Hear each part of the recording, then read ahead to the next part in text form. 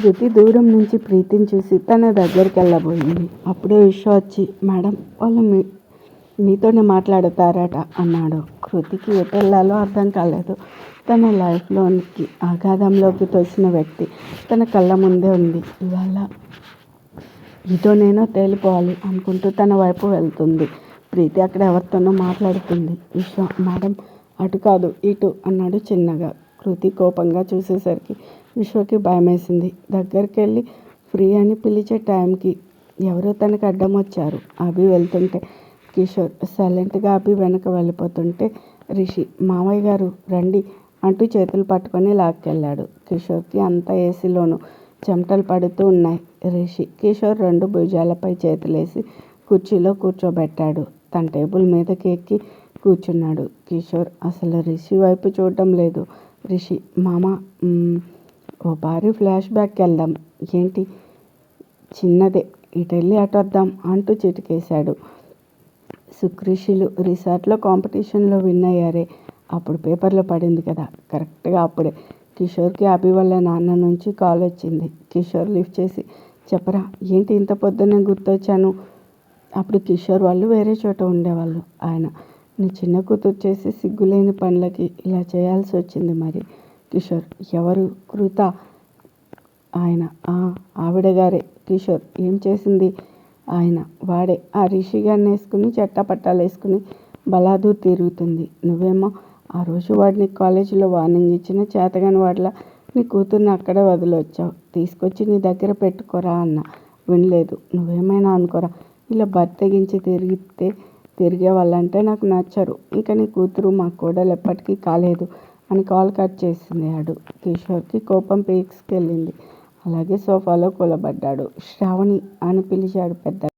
శ్రావణి గబగబా వచ్చి, ఏంటండి ఏమైంది అని అడిగింది. కిషోర్, ఏం లేదు, నా బ్యాగ్ సర్దు ఊరెళ్ళాలి అనగానే ఆమె, అబ్బా దానికి అంత అరవాలా, హడలి చచ్చ అంటూ వెళ్ళిపోయింది. కిషోర్ ఎవరికి చెప్పకుండా హైదరాబాద్ వచ్చాడు. రావడమే తన ఫ్రెండ్ ఒక అతను బడా బిజినెస్ మ్యాన్ని కలిశాడు. ఆయన, ఏంట్రో చెప్పా చేయకుండా వచ్చావు అన్నాడు. కిషోర్, నా చిన్న కూతుండు ఒకటి చాలా ఇబ్బంది పెడుతున్నారా, నేను వార్నింగ్ ఇచ్చా.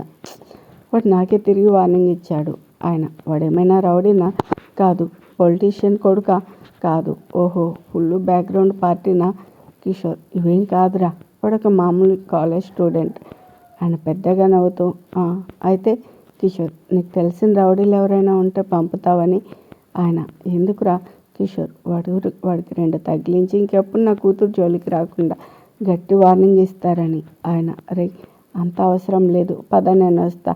ఏదో చిన్న వయసు, ఆకర్షణలు అవి సహజం, మనమే కాస్త గట్టిగా చెప్దాం అన్నాడు. కిషోర్, సరే, కానీ ఎందుకైనా మంచిది ఓ 4-5 మంచి రౌడీలను తీసుకెళ్దాం. ఆయన ఇంకా పెద్దగా నవ్వి, ఆ చిన్న బచ్చగాడికి అంతమంది, సరే నీ ఇష్టం అంటూ లేచాడు. రిషి బేకరీలో వర్క్ అయ్యాక బైక్ తీసి సందు తిరిగి ముందుకెళ్ళాడో లేదో కారు ముందొచ్చి ఆగింది. రిషి సడన్ బ్రేక్ వేశాడు. ఆ వీధిలో ఎవరూ లేరు. రాత్రి అవడంతో రిషి కోపంగా బైక్ పక్కకి పార్క్ చేసి వచ్చాడు. కారులో నుండి కిషోర్ ఇంకా తన ఫ్రెండ్ దిగాడు. రిషి కిషోర్ని చూసి, నువ్వా మామ అనగానే కిషోర్ ఫ్రెండ్ రిషిని ఎగదిగా చూసి, పర్లేదు, మంచి సాలిడ్గా ఉన్నావు, చూడ్డానికి చాలా అందంగా ఉన్నావు, ఇంకా మీసాలు ముదరలేదు. ఏం బాబు నీకెందుకు ఆడపిల్లతో? రిషి, హలో, కాస్త తట్టుకోండి, మీరెవరు, నాకెందుకు చెప్తున్నారు?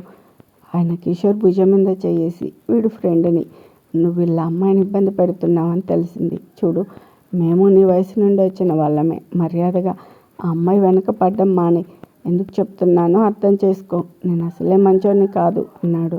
రిషి నవ్వుతూ, నేను వాళ్ళ అమ్మాయి వెంబడి, అది ఆయన చెప్తే మీరు నమ్మి నాకు వార్నింగ్ ఇవ్వడానికి రావడం. చూడండి అంకుల్, నేను వాళ్ళ అమ్మాయి ఎప్పటి నుండో ప్రేమించుకుంటున్నాం, అంతేకాదు ఇద్దరం ఒకళ్ళంటే ఒకరికి ప్రాణం. మీరు ఆయన మాటలు నమ్మి ఇంత దూరం, ఇక లాగించేయండి అంటూ బైక్ దగ్గరికి వెళ్ళాడు. ఆయన, ఇదిగో బాబు, మా వాడికి ఓ మాట చెప్పి వెళ్ళు.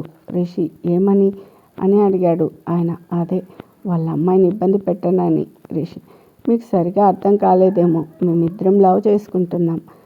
ఆ మాట చెప్తే వాళ్ళ అమ్మాయి మీ ముందు తక్కువ అవుతుందని ఇలా చెప్తున్నాడు. ఆయన, సరే, ఆయనకో మాట చెప్పమంటారా? ఓకే అని కిషోర్ దగ్గరికి వచ్చి, నేను మీ అమ్మాయిని ప్రేమించా, పెళ్లి చేసుకుంటా అని కిషోర్ చెవిలో, సంవత్సరం లోపల మనవాడిని మీ చేతులు పెడతా అని కళ్ళెగరేశాడు. కిషోర్ పళ్ళు కొరుకుతుంటే రిషి వాళ్ళ ఫ్రెండ్తో చెప్పా అంకుల్ అంటూ వెళ్ళిపోయాడు. ఆయన, నీ గురించి మా వాడు చెప్తే ఏదో అనుకున్నా, నువ్వు మాటలతో చెప్తే వినే రకం కాదు అని కూడా అన్నాడు. రిషి, కొంపదీసి ఫైట్స్ గట్రా పెడతారా ఏంటి అని నవ్వాడు. ఆయన రై అనగానే కారులో నుండి నలుగురు దిగారు. రిషి, అబ్బో మామ కాబోయే అల్లుడికి ఇదేనా నువ్వు ఇచ్చే మర్యాద? సర్లే, నాలాంటి గట్స్ ఉన్న మగాడికి మంచి కిక్కిస్తాయి అంటూ కమన్ కమన్ అంటూ బండిలో ఉన్న దుడ్డు కర్ర తీశాడు. వాళ్ళ నలుగురిని 4 నిమిషాల్లో 4 రౌండ్లు వాయించాడు. అంతే, మళ్ళీ లేవలేదు. రిషి కిషోర్ వాళ్ళ ఫ్రెండ్తో, మీరు ట్రై చేస్తారా అని అడిగాడు. ఆయన కిషోర్తో, నేను కారులో ఉంటాను వచ్చాయి అని వెళ్ళిపోయాడు.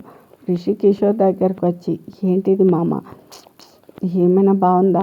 నీ కూతురికి నచ్చాను, మరి నీ ప్రాబ్లం ఏంటి అని అడిగాడు. కిషోర్, నువ్వే నా ప్రాబ్లం. దాన్ని మాయ చేసి ఇంజనీరింగ్ చదవాల్సిన పిల్లని నీ వెంబడి తెచ్చుకున్నావు. ఇప్పుడేమో పార్కుల వెంబడి రిసార్ట్ వెంబడి తిప్పుతూ దాన్ని ఏం చేద్దామని, పేపర్లో కూడా వేయించావు, ఇంకేం చేద్దామని అని అడిగాడు కోపంగా.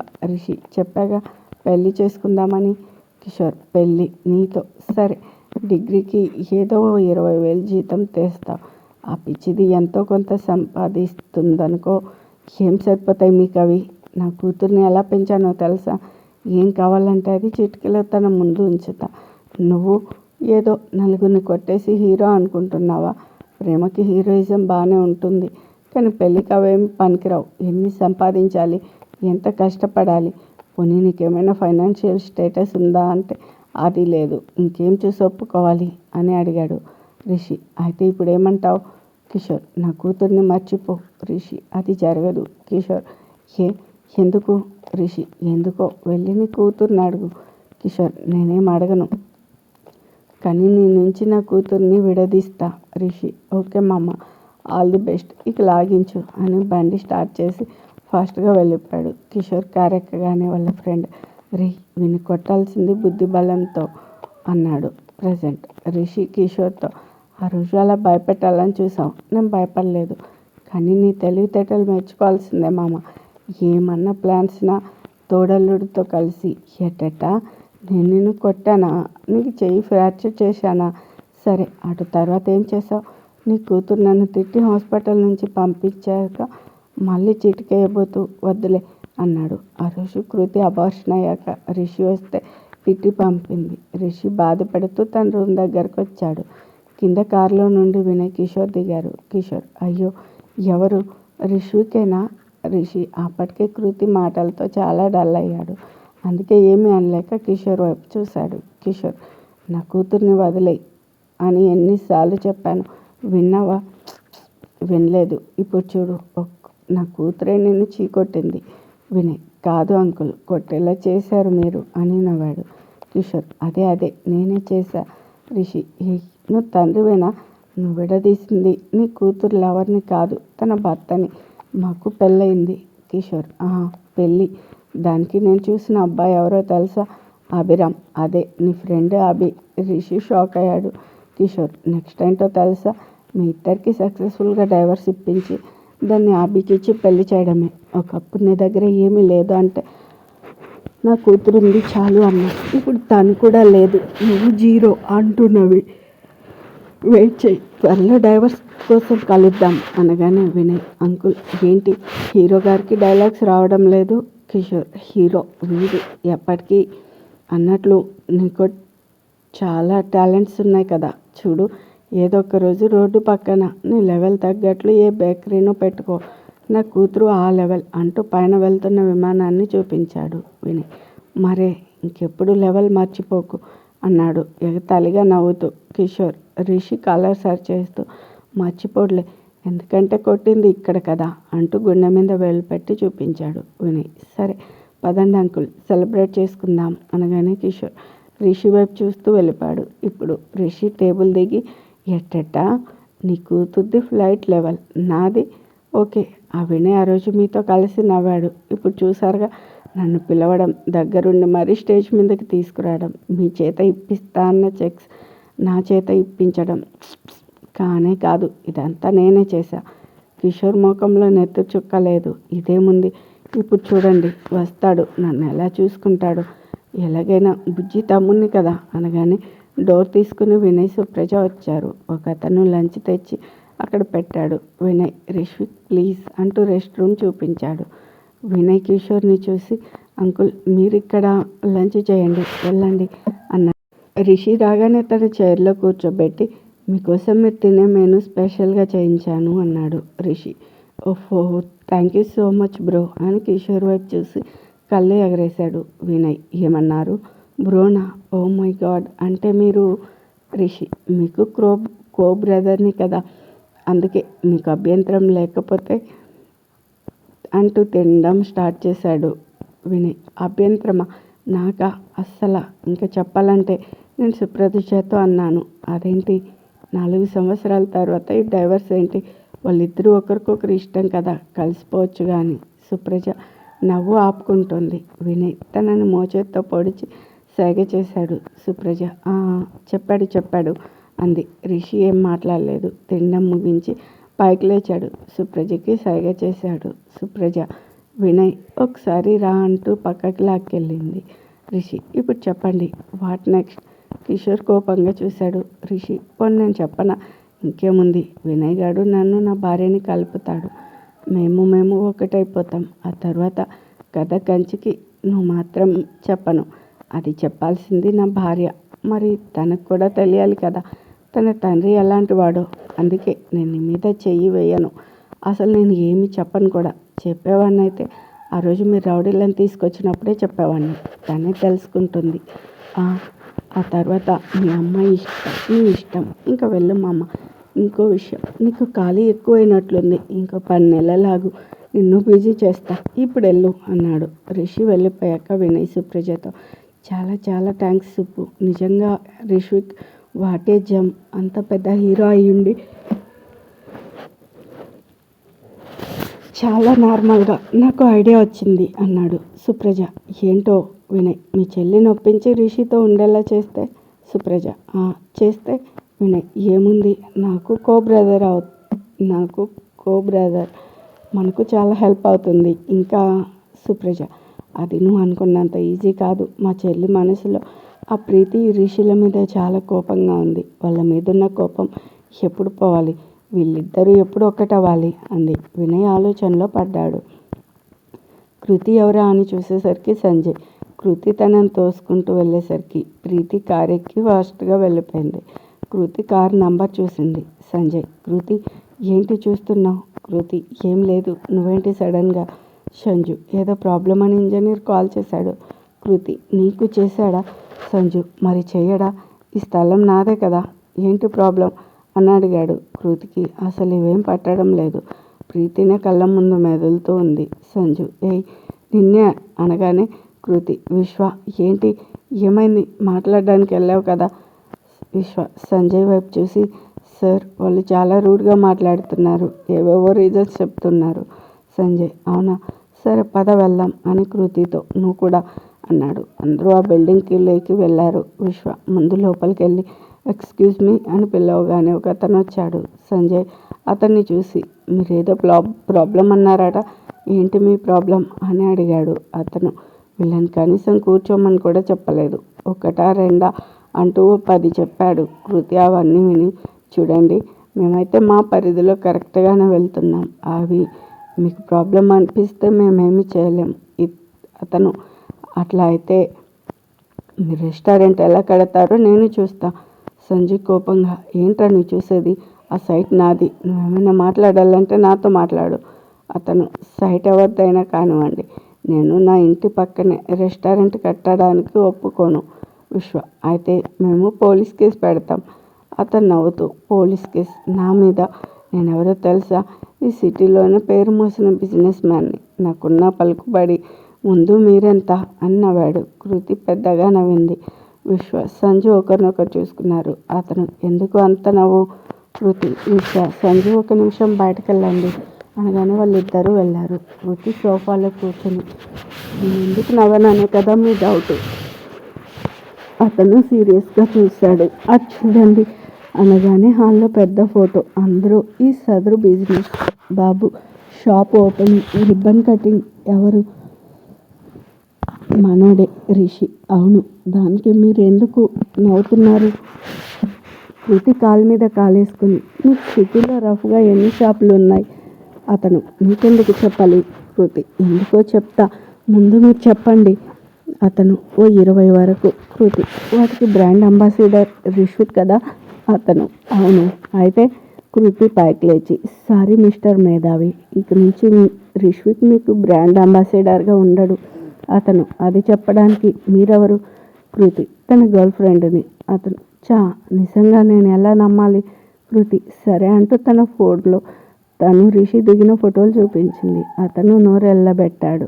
కృతి మీకు ఇంకా డౌట్ ఉంటే తనకు కాల్ చేయండి అంది. అతను అవసరం లేదు, మీరు నిరభ్యంతరంగా మీ రెస్టారెంట్ కట్టుకోండి ప్లీజ్, రిషిక్ గారికి ఈ విషయం చెప్పకండి అన్నాడు. కృతి చూద్దాం అనుకుంటూ అక్కడ నుంచి బయటకు వచ్చి అక్కడున్న ఇంజనీర్తో అతను ఇంకెప్పుడు మిమ్మల్ని ఇబ్బంది పెట్టాడు.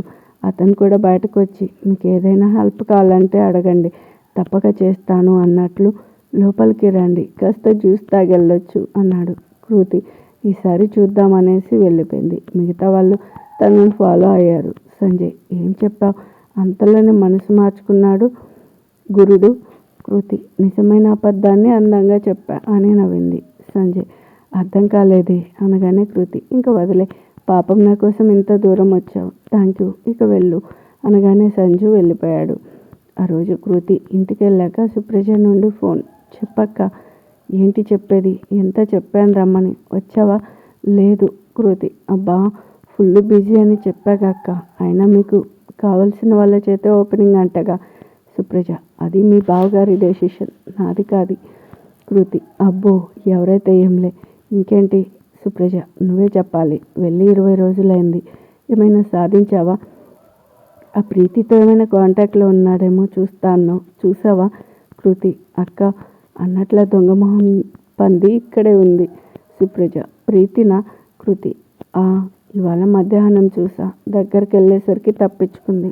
సుప్రజ తను నిన్ను చూసిందా? కృతి చూడలేదు. సుప్రజ మరి ఇప్పుడు ఎలా?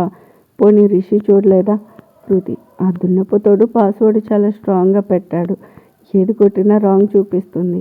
సుప్రజ అయితే ఓ పని చేయి అంటూ ఏదో చెప్పింది. కృతి ఓకే ఓకే, కానీ ఏదైనా తేడా జరిగితే అమ్మో వాడు వదలడు.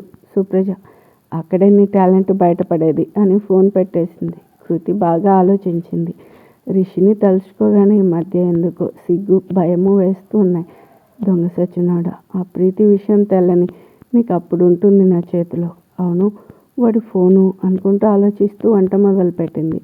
అన్నీ రిషికి ఇష్టమైనవి చేసింది. రెడీ అవ్వడానికి వెళ్ళింది.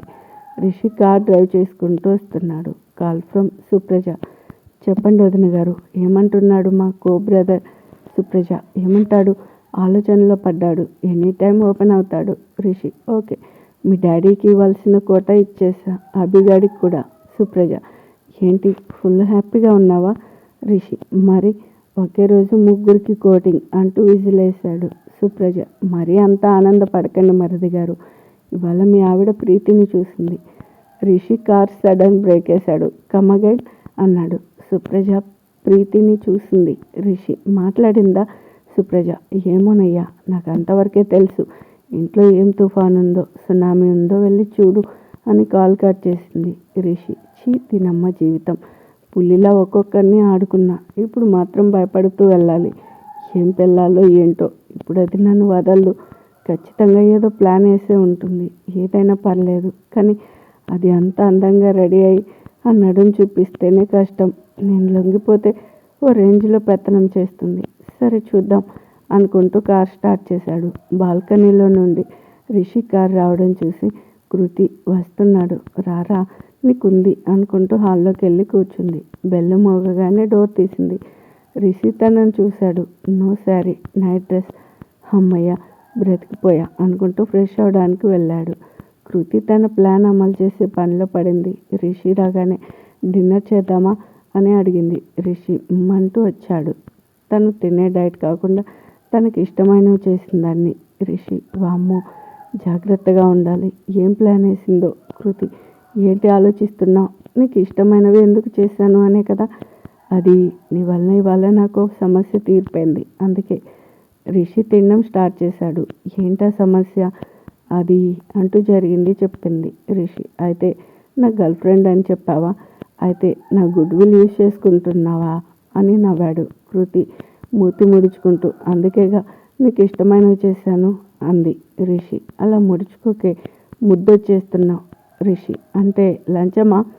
కృతి నువ్వు ఏదనుకుంటే అది. రిషి ఫుల్గా తినేసి లేచి హాల్లోకి వెళ్ళాడు. కృతి యాహూ అనుకుంటూ కిచెన్లోనే నిల్చొని చూస్తుంది. ఎంతసేపటికి తను అనుకున్న రిజల్ట్ రాకపోవడంతో మెల్లగా హాల్లోకి వచ్చింది.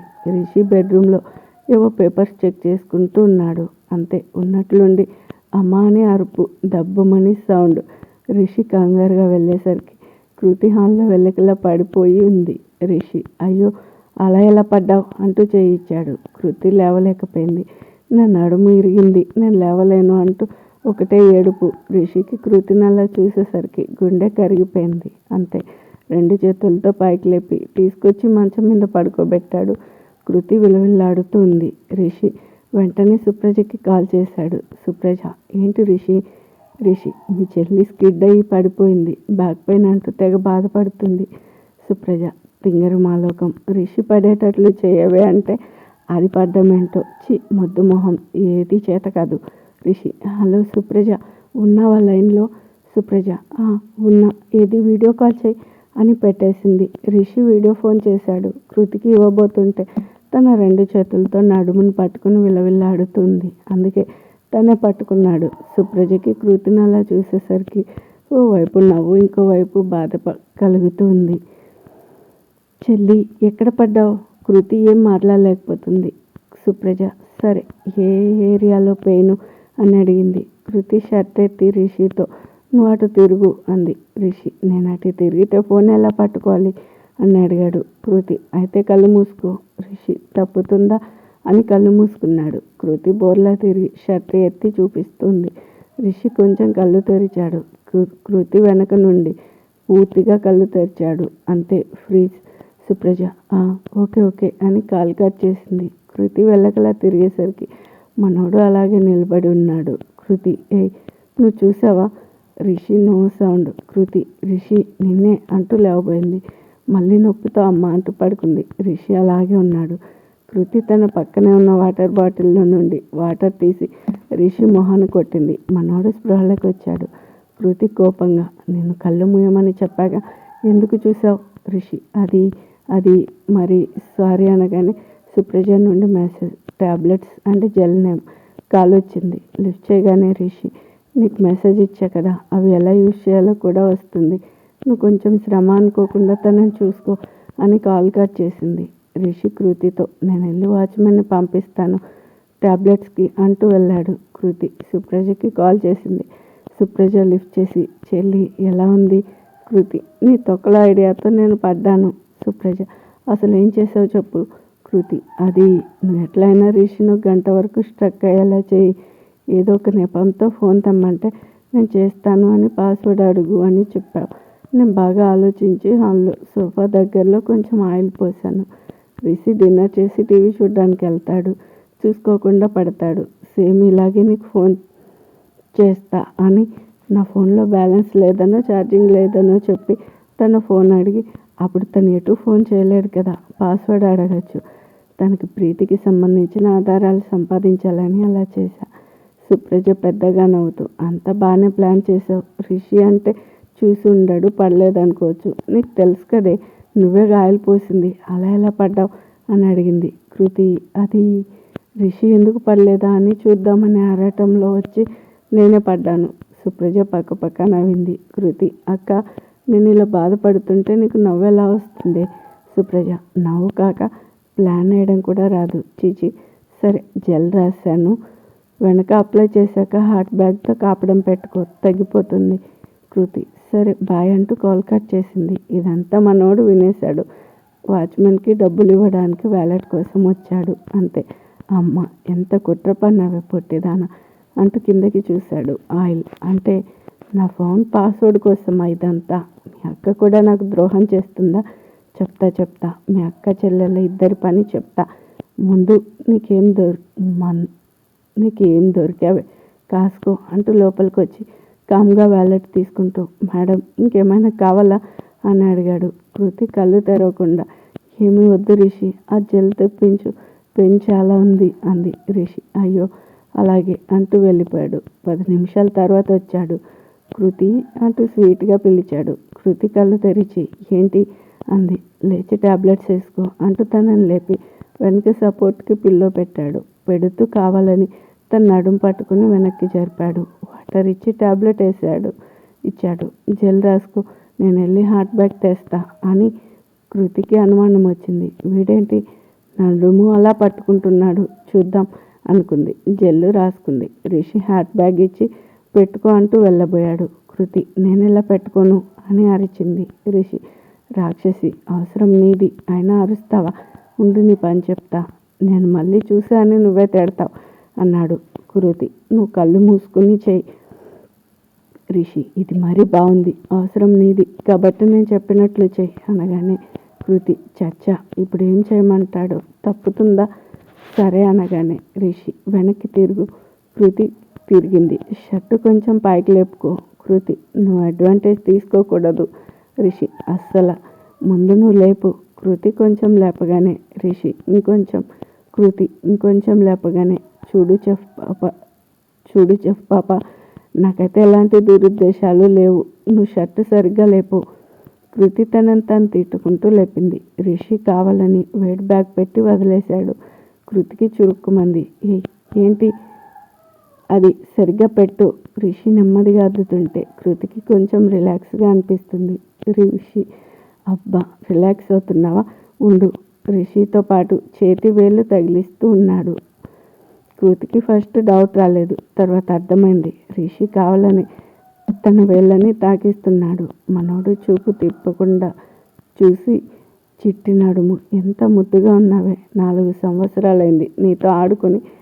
ఇంకా దగ్గరగా వచ్చి బ్యాగ్ తీసి చేతులేశాడు. కృతి డబ్బును తిరిగేసరికి తన మీద పడ్డాడు. ఇద్దరు ఒకరినొకరు చూసుకున్నారు. రిషి చూసే చిలిపి చూపులకి కృతి సిగ్గుతో కళ్ళు దించేసింది. రిషి కూడా అన్నీ మర్చిపోయాడు. పెదవులు అందుకున్నాడు. కృతి కళ్ళు మూసుకుంది. 2 నిమిషాల తర్వాత తన మీద నుంచి లేచి సారీ అన్నాడు. కృతి ఏం మాట్లాడలేదు. రిషి నీకు ఏదైనా అవసరమైతే నన్ను లేపు అంటూ బెడ్కి అటు చివర పడుకున్నాడు. కృతి సారీ రిషి అనుకుంది మనసులో. ఇద్దరికి నిద్ర రావడం లేదు. ఇద్దరు ఒకరి వైపు ఒకరు తిరిగి టక్కున కళ్ళు మూశారు. మళ్ళీ తెరిచారు. కృతి రిషి ఏంటి? కృతి నిద్ర రావడం లేదా? రిషి లేదు. కృతి ఎందుకో? రిషి తన చేత్తో కృతి పెదవులను తాకి ఎందుకు అన్నాడు. కృతి నిన్నొకటి అడగనా? రిషి అడుగు. కృతి నీ ఫోన్ పాస్వర్డ్ ఏంటి? రిషి ఎందుకు అని అడిగాడు. కృతి జస్ట్ తెలుసుకుందామని. రిషి అబ్బా జస్ట్, నేనేమైనా వద్దులే, అసలు నీకెందుకు చెప్పాలి? కృతి మరి నా కిస్ ఎందుకు ఇచ్చావు? నా నడుముని ఎందుకు తాకావు? అప్పుడు నేనేమైనా అన్నానా? రిషి సరే ముందు ఇది చెప్పు. పాస్వర్డ్ చెప్పానే అనుకో, ఏం చేస్తావు? కృతి నీ ఫొటోస్ చూస్తా. రిషి దానికి పాస్వర్డ్ ఎందుకు? నేను చూపిస్తా అన్నాడు. కృతి నువ్వు చీటర్వి పో అంటూ అటు తిరిగింది. రిషి ఇది మరీ బాగుంది, నన్ను పడేయాలని ప్లాన్ వేసి నువ్వే పడ్డావు, మళ్ళీ నన్ను చీటర్ అంటున్నావు. కృతి రిషి వైపు తిరిగి నీకెలా తెలుసు అని అడిగింది కంగారుగా. రిషి నవ్వుతూ హాల్లో ఆయిల్ ఇంకా అలాగే ఉంది మరి అన్నాడు. కృతి ఏం మాట్లాడలేదు. రిషి ఓయ్ ఏంటి సైలెంట్ అయ్యావు? కృతి ఏడుస్తూ రియల్లీ సారీ రిషి, నేను అలా చేయకుండా ఉండాల్సింది అనగానే రిషి తనకి దగ్గరగా వచ్చి ప్లీజ్ ఏడోకు చిన్ను అన్నాడు. కృతికి ఆ మాట వినగానే ఏడుపు ఆగలేదు. రిషి ఏమన్నావు? చిన్ను అన్నాడు రిషి తనని హక్ చేసుకుని. కృతి తనని చుట్టేసుకుని చాలాసేపు ఏడ్చింది. రిషికి కళ్ళ వెంబడి నీళ్లు తిరిగాయి.